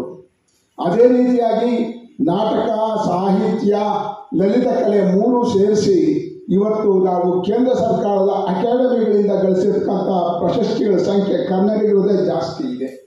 ಇವನ್ನೆಲ್ಲ ಗೊತ್ತಿದ್ದು ಕೂಡ ನಾವು ಕನ್ನಡದ ಬಗ್ಗೆ ನಮಗೆ ಕೀಳಿರಿಮೆ ಇದೆ. ಇವತ್ತು ಅದಕ್ಕೋಸ್ಕರನೇ ಕುವೆಂಪುರವರು ಹೇಳೋದೇನಂತ ಅಂದರೆ, ಕರ್ನಾಟಕವೆಂದರೇನು ಬರಿಯ ಹೆಸರೇ ಮಣ್ಣಿಗೆ. ಒಂದು ಮಣ್ಣಿಗೆ ಹೆಸರೇನ್ರಿ ಕರ್ನಾಟಕ ಅನ್ನೋದು ಅಲ್ಲ. ಕರ್ನಾಟಕವೆಂದರೇನು ಬರಿಯ ಹೆಸರೇ ಮಣ್ಣಿಗೆ, ಮಂತ್ರ ಕಣ, ಶಕ್ತಿ ಕಣ, ದೈವ ಕಣ ಅಂತ ಅಂತಾರೆ, ದೇವಿ ಕಣ ಅಂತ ಅಂತಾರೆ. ಅಂದರೆ ಇಲ್ಲಿ ಒಬ್ಬ ವಿಶ್ವೇಶ್ವರಯ್ಯ ಹುಡ್ತಾನೆ, ಒಬ್ಬ ಅಕ್ಕ ಮಹಾದೇವಿ ಹುಡ್ತಾಳೆ, ಒಬ್ಬ ಬಸವಣ್ಣ ಹುಡ್ತಾನೆ, ಒಬ್ಬ ರೇಣುಕಾಚಾರ್ಯ ಹುಡ್ತಾನೆ. ಕನ್ನಡದಲ್ಲಿ ಕರ್ನಾಟಕದ ಈ ಮಣ್ಣಲ್ಲಿ ಎಂತೆಂಥ ಮಹಾತ್ಮರು, ಟಿಪ್ಪು ಸುಲ್ತಾನು ಇಲ್ಲೇ ಹುಡ್ತಾನೆ, ಕಿತ್ತೂರು ರಾಣಿ ಚೆನ್ನಮ್ಮನು ಇಲ್ಲೇ ಹುಡ್ತಾರೆ, ಭೈರಾದೇವಿನೂ ಇಲ್ಲೇ ಹುಡ್ತಾಳೆ, ಎಂತೆಂಥ ಮಹಾಮಹಿಮರು ಡಾಕ್ಟರ್ ರಾಜ್ಕುಮಾರ್ ಹುಡ್ತಾರೆ, ಶಿವಕುಮಾರ ಸ್ವಾಮೀಜಿಗಳು ಹುಡ್ತಾರೆ. ಇಂತಹ ಒಂದು ಅದ್ಭುತವಾದಂತಹ ಪ್ರಬುದ್ಧವಾದಂತಹ ಶಕ್ತಿಶಾಲಿಯಾಗಿರ್ತಕ್ಕಂಥ ನಾಡು ನಮ್ಮ ಕರ್ನಾಟಕ. ಅದಕ್ಕೋಸ್ಕರ ಕನ್ನಡ ಅಂದ ತಕ್ಷಣ ನಾವು ಯಾರು ಕೂಡ ಕರ್ನಾಟಕ ಕನ್ನಡ ಅಂದರೆ ನಾವು ಎದೆಯುಗಿಸಿ ಹೇಳಬೇಕು, ನಾವು ಕನ್ನಡಿಗರು ಅಂತ. ಯಾಕೆಂದರೆ ಕನ್ನಡಿಗರು ಇಡೀ ವಿಶ್ವದಲ್ಲಿಯೇ ಒಂದು ಶ್ರೇಷ್ಠ ಪರಂಪರೆಯನ್ನು ಹೊಂದಿರ್ತಕ್ಕಂಥವ್ರು. ಇವತ್ತು ನೀವು ಮೊನ್ನೆ ಪೇಪರಲ್ಲಿ ಓದಿರಬಹುದು, ಇಂಗ್ಲೆಂಡಿಂದ ಬಂದಿರತಕ್ಕಂಥ ಒಬ್ಬ ಇಂಗ್ಲೆಂಡಿನ ವ್ಯಕ್ತಿ ನಮ್ಮ ಭಾರತದ ಉದ್ಯಮ ಇಲ್ಲಿಗೆ ಬಂದವರು ಹೇಳ್ತಿದ್ದರು, ಇವತ್ತು ಇಡೀ ಪ್ರಪಂಚದಲ್ಲಿ ಅತ್ಯಂತ ವೇಗವಾಗಿ ಬೆಳೀತಾ ಇರ್ತಕ್ಕಂಥ ಉದ್ಯಮದಲ್ಲೂ ಕೂಡ ಬೆಳೀತಾ ಇರ್ತಕ್ಕಂಥ ನಾಡ್ಯಾವ್ದಾದ್ರು ಇದ್ರೆ ಅದು ಬೆಂಗಳೂರು ಅಂತ. ನಿಜವಾಗ್ಲೂ ಕೂಡ ಇಲ್ಲಿ ಕೆಲಸ ಮಾಡ್ತಕ್ಕಂಥ ಜನ ಬಹಳಷ್ಟು ಇದ್ದಾರೆ. ಅಂದರೆ ಇವರೆಲ್ಲರೂ ಕೂಡ ಯಾಕೆ ನಾಶ ಆಗ್ತಾ ಇದ್ದಾವೆ, ಏನಕ್ಕೆ ಅಂತ ಯೋಚನೆ ಮಾಡಿದೆ. ಹೇಗೇನು ಕುವೆಂಪು ಹೇಳಿದಾಗೆ ಹೊಟ್ಟೆಯ ಕಿಚ್ಚಿಗೆ ಕಣ್ಣೀರು ಸುರಿಸು ಅಂತ ಕುವೆಂಪು ಹೇಳಿದ್ದಾರೆ ಬಲಿಸು ಕನ್ನಡ ಡಿಂಬದಲ್ಲಿ. ನಮ್ಮ ರಾಜಕಾರಣಿಗಳ ಪರಸ್ಪರ ಕಚ್ಚಾಟ ಕಿತ್ತಾಟದಿಂದಾಗಿ ಇವತ್ತು ನಮ್ಮ ನಿಜವಾಗ್ಲೂ ಕೂಡ ಸಂಸ್ಕೃತಿಗೆ ಧಕ್ಕೆ ಆಗ್ತಾ ಇದೆ, ಪ್ರಾಮಾಣಿಕತೆ ಮಾಯ ಆಗ್ತಾ ಇದೆ. ಪ್ರಾಮಾಣಿಕವಾಗಿ ನಾವು ಕೆಲಸ ಮಾಡಿದ್ರೆ, ಬಸವಣ್ಣನ ಫೋಟೋ ಹಾಕೊಂಡು ಬಸವಣ್ಣನ ಪೇಟ ಕೆಳಗಡೆ ಕೂತ್ಕೊಂಡು ಅಧಿಕಾರ ಮಾಡೋ ಜನ ನಾವು ಲಂಚಗಳನ್ನ ತಗೊಂಡು ಭ್ರಷ್ಟಾಚಾರಿಗಳಾದರೆ ಯಾರಿಗೆ ಇದು ಮಾಡಬೇಕು? ಹಾಗಾಗಿ ನಾವೆಲ್ಲರೂ ಕೂಡ ಯೋಚನೆ ಮಾಡಬೇಕಾಗಿದೆ. ಬಸವಣ್ಣ ಹೇಳ್ತಾರಲ್ಲ, ಒಲೆ ಹತ್ತಿ ಉರಿದರೆ ನಿಲ್ಲಬಹುದಲ್ಲದೆ ದರೆ ಹತ್ತಿ ಉರಿದರೆ ನಿಲ್ಲಬಹುದೇ, ನಾರಿ ತನ್ನ ಮನೆಯಲ್ಲೇ ಕಳುವಡೆ ಬೇಲಿ ನೀರುಂಡುದೆ ಇಂತ್ಯಾರಿಗೆ ಹೇಳಲಿ ಕೂಡಲ ಸಂಗಮ ದೇವ ಅಂತ ಬಸವಣ್ಣ ಹೇಳ್ತಾನೆ. ಅಂದರೆ ಇವತ್ತು ನಮ್ಮ ಮನೆಯಲ್ಲೇ ನಾವು ಕಳ್ತನ ಮಾಡಿದ್ರೆ, ಭ್ರಷ್ಟಾಚಾರ ಮಾಡಿದ್ರೆ, ನಮ್ಮ ಸರ್ಕಾರದಲ್ಲಿ ನಾವೇ ಭ್ರಷ್ಟಾಚಾರ ಮಾಡಿದ್ರೆ, ಸುಳ್ಳಿನ ಸರಮಾಲೆಯಲ್ಲೇ ಇವತ್ತು ತುಂಬಿ ಹೋಗಿದೆ ಈ ದೇಶ.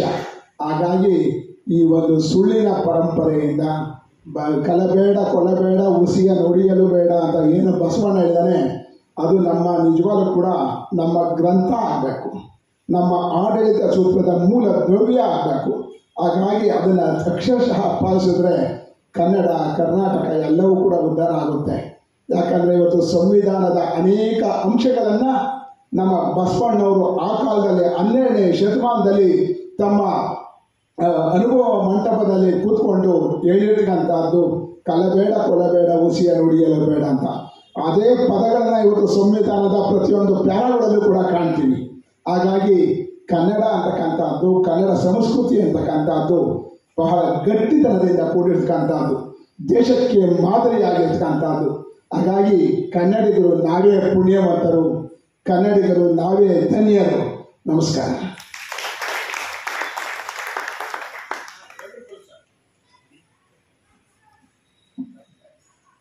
ಸರ್, ನೀವು ಮಾತನಾಡ್ತಾ ಇದ್ದಂತಹ ಆ ಒಂದು ಪ್ರಬುದ್ಧತೆ, ನಿಮ್ಮ ಮನದಾಳದ ಮಾತುಗಳು ನಿಜವಾಗಿಯೂ ಇಲ್ಲಿ ಒಂದು ರೀತಿಯ ರೋಮಾಂಚನವನ್ನು ಉಂಟು ಮಾಡುವಂತಹ ಅನೇಕ ವಿಚಾರಗಳನ್ನು ನಮ್ಮ ಕನ್ನಡ ನಾಡು ನುಡಿ ಭಾಷೆ ಸಂಸ್ಕೃತಿಯ ಬಗ್ಗೆ ಪಂಪನಿಂದ ಹಿಡಿದು ವಚನಕಾರರವರೆಗೂ ಇಂದಿನವರೆಗೂ ಕೂಡ ನೀವು ಅನೇಕ ಉದಾಹರಣೆಗಳನ್ನು ಕೊಡ್ತಾ ನಮ್ಮ ಕನ್ನಡ ನಾಡಿನ ಹಿರಿಮೆ ಗರಿಮೆಗಳನ್ನು ನಾವು ಹೇಗೆ ಉಳಿಸ್ಕೊಳ್ಬೇಕು ಅನ್ನತಕ್ಕಂತಹ ಅನಂತ ಧನ್ಯವಾದಗಳು.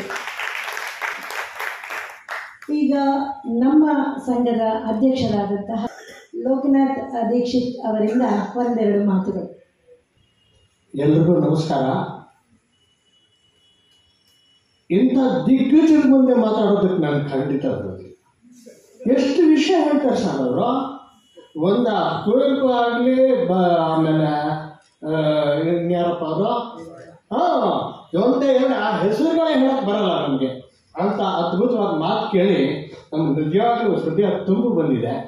ಆಮೇಲೆ ಒನ್ ಮೋರ್ ಥಿಂಗ್, ಅವ್ರು ನಮ್ಮ ತಂದೆಯನ್ನು ನೆನೆಸ್ಕೊಂಡ್ರು. ಗಾಂಪುರ ಗುಂಪಿನಲ್ಲಿ 100 ಪ್ರದರ್ಶನ ಮಾಡಿದಾರಂತೆ ಅವರು. ನನ್ನ ತಂದೆ ಜೊತೆ ನಾನು ಮಾಡ್ತಾ ಇದ್ದೆ. ನನ್ನ ತಂದೆ ನಾನು ಮಾಡುವಾಗ ಗಾಂಪುರ ಗುಂಪು ಬರೆದಿದ್ದು ಒಟ್ಟಿಗೆ ನಾವೆಲ್ಲ ಸೇರಿ ಬರೆದಿದ್ದು ಅಂತ ಅನ್ಕೋಬೋದು. ಅವ್ರು ಬರೆದಿದ್ರು. ಅಲ್ಲಿ ಒಬ್ಬರು ಶೇಷಾದ್ರಿ ಅಂತ ಇದ್ರು. ಆ ಶೇಷಾದ್ರಿಗಳು ಜಾನಿ ಬ್ರಿಂಡರ್ ಅವ್ರು ಮಾಡೋದು ಸರ್. ಆ ಜಾನಿ ಅವರು ಭಾಷಣ ಅದರಲ್ಲಿ ಇರೋದೇನು ಅಂತಂದರೆ, ಆ ಇರೋದೇ ಓದ್ಬಿಟ್ರೆ ಅಷ್ಟು ಚೆನ್ನಾಗಿಲ್ಲ ಅದು. ಅವರು ಬಂದು ಅದು ಎಂಟ್ರಿ ಆಗ್ತಿದ್ದಂಗೆ ಆ್ಯಕ್ಚುಲ್ ವಾಂಟ್ ಟು ಅನ್ನೋದು ಏನು ಅಂತ ಇದ್ದಾರೋ, ಏನು ಕಥೆಯೋ ಅದ್ಭುತವಾಗಿ ಮಾತಾಡ್ತಾ ಇದ್ರು ಅವರು. ಕಡೆಗೆ ನಾನು ಕೇಳಿದೆ, ನೀವು ಯಾವ ಭಾಷೆ ಮಾತಾಡ್ತಾ ಇದ್ದೀರಾ ಅಂತ. ಜಾನಿಬ್ರಿಂಡ ಭಾಷೆ ಅಂದರು ಅವರು. ತುಂಬ ಚೆನ್ನಾಗಿ ಮಾತಾಡೋರು. ನಮಗೂ ಒಂದು ಇಂಥವರು ನಮಗೆ ಅಧ್ಯಕ್ಷತೆ ಬಂದಿದ್ದು ನಮಗೆ ನಿಜವಾಗ್ಲೂ ನಮ್ಮ ರಂಗ ಸಂಸ್ಕೃತಿಗೆ ಒಂದು ಕಿರೀಟ ಇಟ್ಟಕ್ಕಾಗಿದೆ. ಅದ್ಭುತವಾಗಿ ಮಾತಾಡಿದ್ದಾರೆ. ರಾಮ ಮೂರ್ತಿಗಳಿಗೆ ನಾವು ಏನಾದ್ರು ಮಾಡಿದ್ರೆ, ದಯಮಾಡಿ ನಿಮ್ಗೆ ಏನಾದ್ರು ಅವಕಾಶ ಸಿಕ್ಕರೆ ನಮ್ಮ ತಂಡಕ್ಕೂ ಒಂದು ಅವಕಾಶ ಕೊಡಿಸಿ, ನಾವು ಮಾಡ್ತೀವಿ. ನನ್ನ ತಂಡ ಈ ಬೆಳಿಬೇಕಾದ್ರೆ ನಿಮ್ಮಂಥವರೇ ಇರಬೇಕು. ಬರೀ ನಾವು ಭಾಷಣ ಮಾಡ್ಬಿಟ್ಟು ಹೊಟ್ಟೆ ತಂಡ ಬೆಳೆಯಲ್ಲ, ಖಂಡಿತ ಬೆಳೆಯಲ್ಲ. ಅದು ಇಷ್ಟು ಜನ ಬಂದಿದ್ದೀರಿ, ನಮ್ಮ ಲಾಫ್ಟರ್ ಕ್ಲಬ್ನಿಂದನೂ 1-2-3 ಜನ ಬರ್ತಾ ಇದ್ದಾರೆ ಇವಾಗ. ಎಲ್ರಿಗೂ ಧನ್ಯವಾದಗಳು. ಇನ್ನೊಂದು ಏನೋ ಒಂದಷ್ಟು ಜನ ಬಂದರೆ, ಈಗ ನಾಟಕ ಅಂತಂದರೆ ಪ್ರೇಕ್ಷಕರು ತುಂಬ ಕಡಿಮೆ ಜನ ಇರಬಾರ್ದು. ನಾಟಕ ಆಡೋರೇ ಜಾಸ್ತಿ ಆಗ್ಬಿಟ್ಟು ಪ್ರೇಕ್ಷಕರೇ ಕಡಿಮೆ ಇದ್ದರೆ ಏನು ಚೆನ್ನಾಗಿರುತ್ತೆ? ಖಂಡಿತ ಇರಬಾರ್ದು. ನಮಗೆ ಈ ಒಂದು ಅವಕಾಶ ಕೊಟ್ಟಿದ್ದರು. ನಮಗೆ ಅದೇನೋ ಮಾಡಿ ನಮ್ಮ ಲೋಕೇಶ್ ಅಂತ ಇದ್ದಾರಲ್ಲ, ಅವರು ಒಂಥರ ಮಾಂತ್ರಿಕವಾಗಿ ಮನುಷ್ಯ ಸಾರ್ ರಾಜ್ಯೋತ್ಸವ ಮಾಡ್ಬೋಣ ಸಾರ್ ಅಂದರು. ನನಗೇನು ಎಸ್ ಅಂದೆ. ಆಮೇಲೆ ನಾವು ಥಿಯೇಟ್ರ್ ಬುಕ್ ಮಾಡಲ್ಲ ಅಂದರು. ಹ್ಞೂ, ನೆಕ್ಸ್ಟ್ ಮೂಮೆಂಟ್ ಈ ಬುಕ್ ದಿಸ್ ಥಿಯೇಟರ್. ಇವರು ನಮ್ಮ ಪ್ರಶಾಂತ್ ರಿಪ್ಪನ್ಪೇಟೆ ಹೇಳಿದಾಗೆ 4 ವರ್ಷದ ಕೆಳಗಡೆ ಇದನ್ನು ಬುಕ್ ಮಾಡಿದ್ವಿ. ಆ ಕರೋನಾಯಿಂದ ಇದು ಕ್ಯಾನ್ಸಲ್ ಆಗುತ್ತೆ. ಇವಾಗ ಏನೋ ದೇವ್ರ ದಯ ನಮಗೆ ಸಿಕ್ಕಿದೆ. ನಾನೇ ಬರೆದಿರ್ತಕ್ಕಂಥ ನಾಟಕ ಭಾಗವತರ ನಾಟಕ ಮಂಡಳಿ. ಇದರಲ್ಲಿ ಎಲ್ಲೂ ಅಶ್ಲೀಲತೆ ಇಲ್ಲ,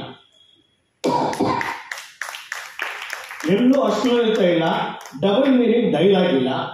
ತಾವೆಲ್ಲರೂ ಪೂರ್ತಿ ನೋಡಿಕೊಂಡು ನಕ್ಕು ಹೋಗಬೇಕು ಅಂತ ಕೇಳ್ಕೊಳ್ತೀವಿ. ನಮಸ್ಕಾರ. ಈ ತಂಡದ ಪರವಾಗಿ ಹಾಗೂ ಮುಂದೆ ಪ್ರದರ್ಶನವಾಗುವಂತಹ ನಾಟಕದ ಬಗ್ಗೆ ತಮ್ಮ ಮನದಾಳದ ಮಾತುಗಳನ್ನು ಹೇಳಿದಂತಹ ಶ್ರೀಯುತರಿಗೆ ಧನ್ಯವಾದಗಳು. ಅತಿಥಿಗಳಾಗಿ ಆಗಮಿಸಬೇಕು ಅಂತ ಹೇಳಿದಾಗ ಅವರ ಎಷ್ಟೇ ಬಿಡುವಿಲ್ಲದ ಸಮಯ ಆದರೂ ಅವರಲ್ಲಿ ಇದ್ದಂತಹ ಆ ಒಂದು ಆಸಕ್ತಿ, ಅದನ್ನು ನೋಡಿದಾಗ ಅವರು ವೇದಿಕೆಯಲ್ಲಿರೋದೇ ಇದಕ್ಕೆ ನಿದರ್ಶನ ಅಂತ ಹೇಳ್ಬೋದು.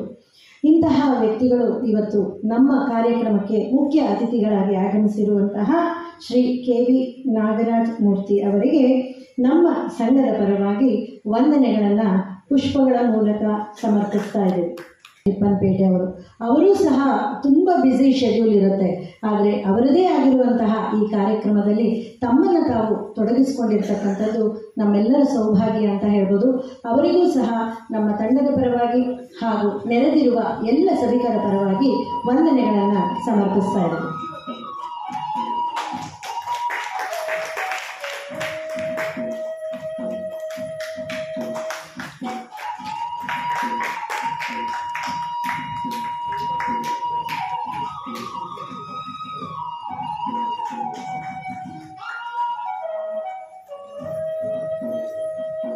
ವರ್ಷಕ್ಕೆ ಪಾದಾರ್ಪಣೆ ಮಾಡಿದಂತಹ ನಮ್ಮ ಸಂಘದ ಅಧ್ಯಕ್ಷರಾಗಿರುವಂತಹ ನಮ್ಮ ಲೋಕನಾಥ್ ದೀಕ್ಷಿತ್ ಅವರು ಕೂಡ ಈ ವೇದಿಕೆಯಲ್ಲಿದ್ದಾರೆ.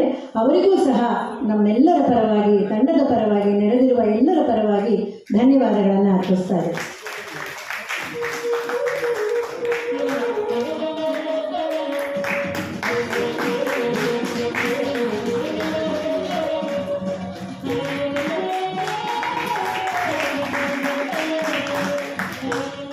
ಇಂದಿನ ಕಾರ್ಯಕ್ರಮಕ್ಕೆ ಆಗಮಿಸಿರುವಂತಹ ತಮ್ಮೆಲ್ಲರಿಗೂ ಕೂಡ ಹೃತ್ಪೂರ್ವಕವಾದ ಧನ್ಯವಾದಗಳು.